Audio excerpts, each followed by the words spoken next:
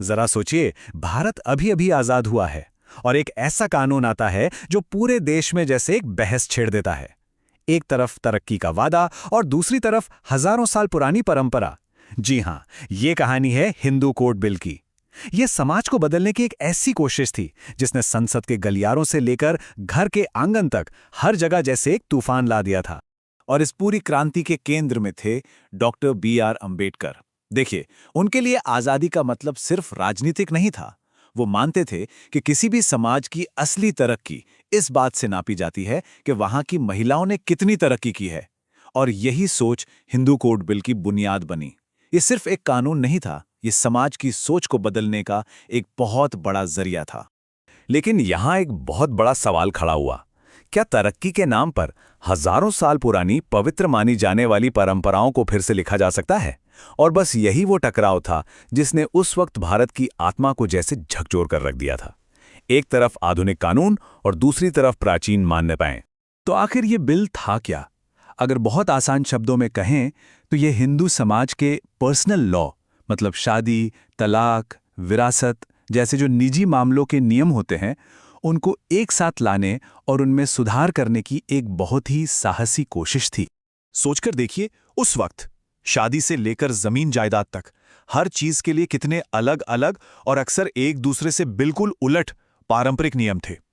तो इस बिल का मकसद था कि इन सबको एक समान, एक मॉडर्न कानून के दायरे में लाया जाए ताकि हर हिंदू के लिए नियम एकदम साफ और बराबर हो। और बस इसी वजह से संविधान सभा में 4 साल तक एक वैचारिक युद्ध छिड़ा रहा।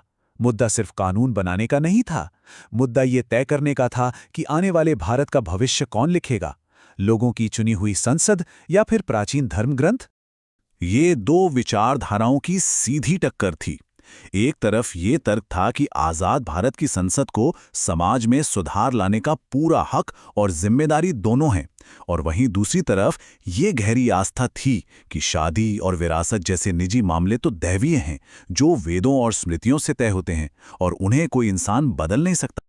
जो लोग इसके खिलाफ थे, उनकी आवाज कुछ ऐसी थी। उनका तर्क था कि जो नियम हमारे वेदों और शास्त्रों में लिख दिए गए हैं वो हमेशा के लिए हैं, उनमें कोई भी बदलाव मुमकिन नहीं है। ये सिर्फ एक कानूनी दलील नहीं थी, बल्कि आस्था पर टिकी एक बहुत मजबूत दीवार थी। लेकिन इसके जवाब में बिल के समर्थकों का तर्क भी उतना ही शक्तिशाली था। उनका कहना था कि हिंदू धर्म की असली ताकत तो हमेशा से ही वक्त के साथ बदलना रही है। अगर समाज को जिंदा रखना है तो कानूनों को भी बदलना ही होगा, वरना ये एक मृत परंपरा बनकर रह जाएगा। तो ये जो विचारों की लड़ाई थी ना, ये सबसे ज्यादा 2 मुद्दों पर गरमाई। पहला मोर्चा था शादी। बिल ने शादी को लेकर कुछ ऐसे प्रस्ताव रखे जो उस वक्त के समाज के लिए सच में किसी धमाके से कम नहीं थे। 2 प्रस्तावों ने तो जैसे आग ही लगा दी। पहला, एक विवाह यानी मोनोगमी को कानूनी तौर पर जरूरी बनाना, मतलब एक समय में सिर्फ एक जीवन साथी। और दूसरा, तलाक का अधिकार देना, खासकर महिलाओं को। ये एक ऐसी ताकत थी जो पारंपरिक समाज उन्हें देने के लिए बिल्कुल तैयार नहीं था। जो समर्थक थे, उनके लिए यह समानता का सवाल था। उनका साफ साफ तर्क था कि अगर महिलाओं के लिए एक पतिव्रता धर्म है तो फिर पुरुषों के लिए भी एक पत्नीव्रता का नियम क्यों ना हो। ये शादी के रिश्ते को बराबरी के स्तर पर लाने की एक कोशिश थी। वहीं दूसरी तरफ विरोधियों के मन में एक डर था।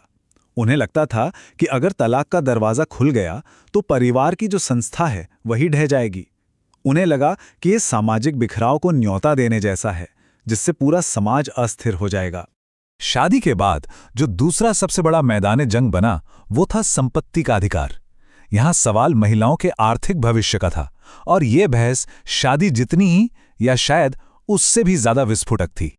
अच्छा, इन बदलावों को समझने के लिए ना पहले स्त्री धन को जानना जरूरी है। ये वो संपत्ति होती थी, जैसे गहने या तोहफे, जिस पर एक महिला का अधिकार माना जाता था।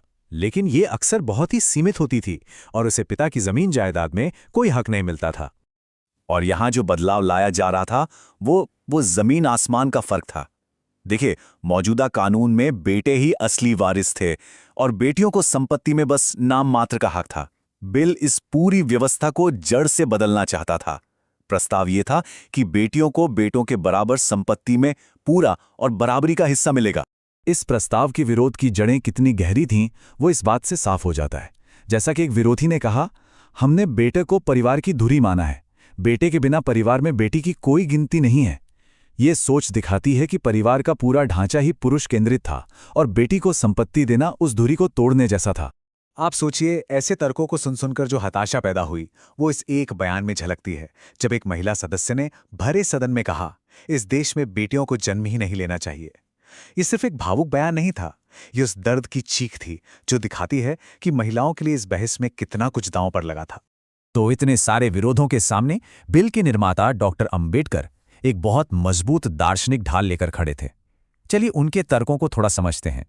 देखिए, अंबेडकर के लिए राजनीतिक आज़ादी तब तक बिल्कुल अधूरी थी जब तक समाज में बराबरी न हो।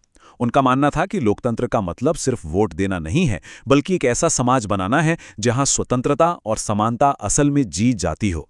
और हिंदू कोड बिल इसी सामाजिक लोकतंत्र को लाने का एक जबरदस्त औजार। अंबेडकर की इस बात में उनकी एक गहरी पीड़ा भी झलकती है। उन्होंने हिंदू समाज को एक निष्क्रिय समाज कहा, एक ऐसा समाज जो ये मानकर बैठ गया है कि कानून या तो भगवान बनाते हैं या प्राचीन ग्रंथ, और इंसान का काम सिर्फ उनका पालन करना है, उन्हें बदलना नहीं। लेकिन इस निराशा में भी एक उम्मीद थी। अंबेडकर का मानना था कि ये बिल सिर्फ एक कानून नहीं है, बल्कि समाज के लिए एक हिम्मत भरा पहला कदम है। उन्हें विश्वास था कि अगर समाज इस एक बड़े बदलाव को स्वीकार करने की हिम्मत जुटा लेता है, तो फिर वो भविष्य में और भी प्रगतिशील सुधारों के रास्ते पर चलने से नहीं हिचकिचाएगा। तो इतना सब कुछ होने के बाद आखिर हुआ क्या? इस महासंग्राम का अंत क्या हुआ? बिल का क्या बना? और इस ऐतिहासिक बहस की विरासत आज हमारे लिए क्या मायने रखती हैं? सच तो ये है कि 4 साल से ज्यादा चली बहस के बाद भी हिंदू कोड बिल अपने मूल रूप में पास नहीं हो सका। इस विफलता से निराश होकर डॉक्टर अंबेडकर ने कानून मंत्री के पद से इस्तीफा तक दे दिया। लेकिन ये बहस बेकार नहीं गई। इसने भारत के सामने कुछ बहुत बुनियादी सवाल खड़े कर दिए। जब आधुनिक संविधान और प्राचीन परंपरा में टकराव हो तो क्या करें? क्या सरकार को समाज सुधार का हक है? और लैंगिक समानता क्या सिर्फ सार्वजनिक जीवन तक ही सीमित रहनी चाहिए? और आखिर में ये पूरी कहानी हमें एक ऐसे सवाल पर लाके खड़ा कर देती है जो आज भी उतना ही जरूरी है। जब एक देश के बनाए हुए कानून और उसकी सदियों पुरानी गहरी परंपराएं आमने सामने आ जाएं, तो रास्ता कौन तय करेगा? ये एक ऐसा सवाल है जिसका जवाब हर पीढ़ी को अपने लिए खोजना पड़ता है।